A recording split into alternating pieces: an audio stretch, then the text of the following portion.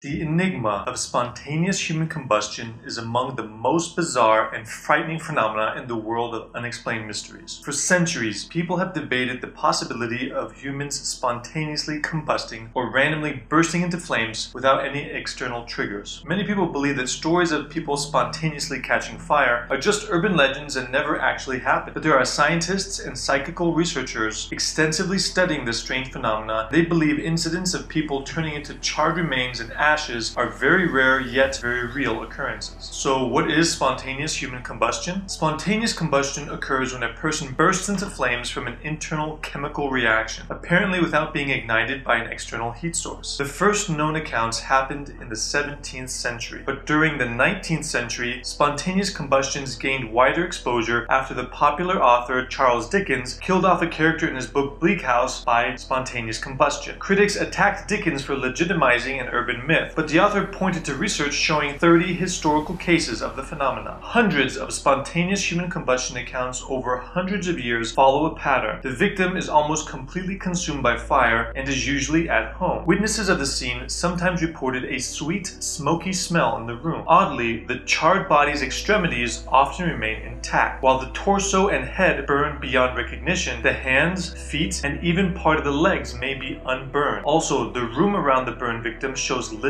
or no signs of fire besides just some greasy residue sometimes left on furniture and walls. Now, not all cases involving spontaneous human combustion end up with the victims completely burning to flames. Some people even develop strange burns on their body which have no obvious cause, and some even emanate smoke from their bodies when there's no fire. And moreover, not every person who caught on fire died in the process. A small percentage of people allegedly survived their experience. During the last 300 years, over 200 reports exist of people burning to a crisp for no clear reason. Many people believe the history of spontaneous human combustion traces back to early texts of the Bible and other medieval literature. The first reliable evidence of this bizarre phenomena appears in the year 1641 when Danish physician Thomas Bartholin detailed the death of Polonus Vorstius in his book Historiarum Anatomicarum Rariorum, which is a collection of strange medical phenomena. Vorstius was an Italian knight who, in 1470, while at home in Milan, drank a powerful wine, then began to vomit fire before bursting into flames. Then, in the year 1673, Frenchman Jonas Dupont published a collection of spontaneous human combustion cases and studies entitled De Incendiis Corpus Humani Spontaneus. One famous incident dates back to 1725 in France, when a Parisian innkeeper was woken by the smell of smoke and discovered his wife Nicole Millet burned to ashes while laying on a straw pallet that itself was untouched by the flames. All that was left of Madame Millet, who was allegedly a chronic alcoholic, was her skull, some backbones, and lower legs. Oddly enough, wooden items found around her were undamaged. Millet's husband was initially found guilty of murder, but on appeal, the judges agreed with his defense of spontaneous human combustion, declaring it to be the consequence of a visitation of God. Now, while it may seem that the cases of spontaneous human combustion are nothing more than old wives' tales or stories confined to books of antiquity, there are several accounts of this horrific phenomenon even in modern times. The most recent account took place in Ireland in 2010 when the burned body of 76-year-old Michael Faherty was found lying with his head near the fireplace of his apartment in a room that had virtually no fire damage. No traces of burn marks were found on the floor or the ceiling or anywhere else in the room. An Irish coroner later ruled the unexplained death to have fit the category of spontaneous human combustion. To combust, a human body requires two indispensable things. First, intensely high heat and a flammable substance. Normally, our bodies have neither of these, but over the past few centuries, experts speculate on possible explanations for this rare occurrence. Some with an external flame source and some without. Here are some crazy theories about spontaneous human combustion. Number 1, too much alcohol. Since alcohol is a flammable liquid, consuming too much of it might make your body flammable as well and catch fire more easily. Number 2, too much fat. Fat is a flammable solid, and having so much may increase the possibility of catching on fire. Number 3, gut gas. Digestion produces flammable gases that enzymes may chemically ignite in your stomach. Number 4, high voltage static electricity. Accumulating high volts of static electricity combined with external geomagnetic forces may spark flammable substances in the body. And number 5, divine retribution. Receiving punishment from divine beings or by being attacked by demons. On another note, Larry Arnold, a self-proclaimed expert on spontaneous human combustion, has suggested that the phenomenon is the work of a so-called new subatomic particle called a pyroton, which he claims to have the ability to interact with cells to create a mini explosion. While many of these theories have attempted to explain spontaneous human combustion, none of these proposals have succeeded in scientifically proving their claims. At present, the theory that's the most approved by experts in science in explaining spontaneous human combustion is referred to as the wick effect. The wick effect likens the body of a burned victim to a candle. A candle is made up of a wick on the inside, while it is surrounded on the outside by a wax coating made of flammable fatty acids. According to this hypothesis, a small external source, like a burning cigarette, for example, ignites the wick of the victim's clothing or hair, with the person's body fat acting as the flammable substance that keeps the wick burning for as long as there is fuel or fat available. Supporters of this hypothesis claim that the wick effect is consistent with the evidence recovered from cases of human combustion. The human body allegedly has enough stored energy in fat and other chemicals inside to fully combust the body itself. Hence, the effect of slow combustion lasting for hours in an enclosed area is sufficient in explaining why the victims' bodies are destroyed during such incidents while their surroundings are barely burned. As for why limbs like the feet or hands remain intact while the entire torso is charred almost to nothing, the answer may have something to do with temperature gradient, the idea that the top of a seated person is hotter than the bottom. This is similar to what happens when you hold a lit match from the bottom. The flame usually goes out on its own because the bottom is much cooler than the top. As for the greasy stains left on the walls and the ceilings, these could simply be from the fatty tissue on fire. Many people agree there's so much about our human body that makes us unique among other beings on Earth that we still don't fully understand, and one of them is this spontaneous human combustion. This rare phenomena seems to strike without warning, leaving almost no clues behind. Even now, no scientist or investigator has determined the critical set of circumstances that could sufficiently and scientifically make body cells burst into flames without an external influence. And that is why spontaneous human combustion remains a baffling mystery and a permanent resident in the annals of the unexplained mysteries.